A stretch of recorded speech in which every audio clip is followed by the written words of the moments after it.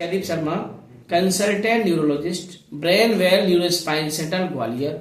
मैं आज आपको लकवा यानी कि स्ट्रोक की बीमारी के बारे में कुछ बताना चाहता हूँ। लकवे की बीमारी को हम डिफरेंट पॉइंट्स पर डिस्कस करेंगे। जैसे कि लकवा क्या होता है, लकवा कितने प्रकार का होता है, लकवे के क्या कारण होते हैं, लकवे के क्या लक्षण होते हैं, लकवा न होने के लिए हमें क्या सावधानियां बरतनी चाहिए और लकवा हो जाने पर समय रहते उसका ट्रीटमेंट कैसे कराना चाहिए। वीडियो में आगे बढ़ते हुए पहले हम डिस्कस करेंगे कि लकवा क्या होता है। लकवा यानी कि स्ट्रोक, इसमें शरीर के किसी भाग का एकदम से काम कम करने लगना, जैसे एकदम से किसी हाथ पैर का रह जाना, एक साइड के हाथ पैर में सुनपन हो जाना, एकदम से दिखाई कम देना, एकदम से सुनाई कम देना, ये सारी चीजें होती।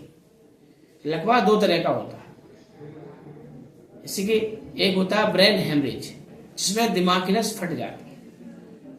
दूसरा होता है ब्लॉकेज या इन्फार्क्ट, जिसमें दिमाग की नस ब्लॉक हो जाती है।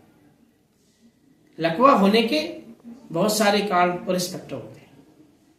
जैसे कि ये जिन पेशेंट में हाइपरटेंशन, डायबिटीज, ओबेसिटी, ये बीमारियां होती हैं, उनको ये लकवे होने के चांस ज़्यादा रहते हैं।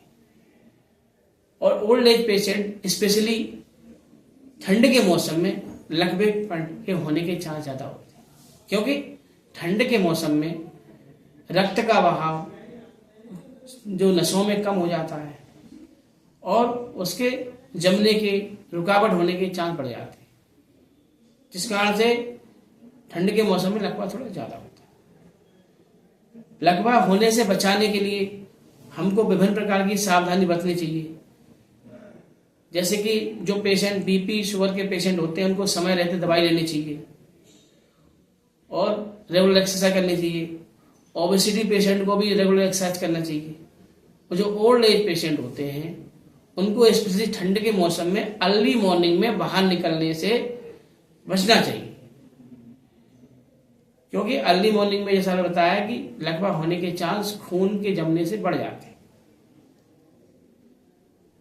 अगर किसी पेशेंट को लकवा हो जाता है, जैसे कि जो लक्षणों के आधार बताया हमने, जैसे कि एकदम से हाथ पैर रह जाता है, तो तुरंत जो नजदीकी अस्पताल है वहां पेशेंट को ले जाना चाहिए और न्यूरोलॉजी डॉक्टर को सलाह लेनी चाहिए। वहां पे जाके समय रहते सीटी स्कैन, एमआरआई की जांच कराना चाहिए। अगर सीटी स्कैन की जांच में इन्फार्क्ट यानी ब्लॉकेज आता है और पेशेंट समय रहते एकदम से 4.5 घंटे के अंदर पहुंच जाता है, तो इंजेक्शन को लगा के पेशेंट की बीमारी को बढ़ने से रोक सकते हैं। और पेशेंट को ब्रेन हेमरेज होता है, तो ब्रेन का जो बीपी का ट्रीटमेंट करके अस्पताल में बीमारी को बढ़ने से रोक सकते हैं और उसको आगे होने वाले कॉम्प्लिकेशंस जैसे कि मोर्टिलिटी, मॉर्बिडिटी, इन सारी चीजों से पेशेंट को बचाया जा सकता है।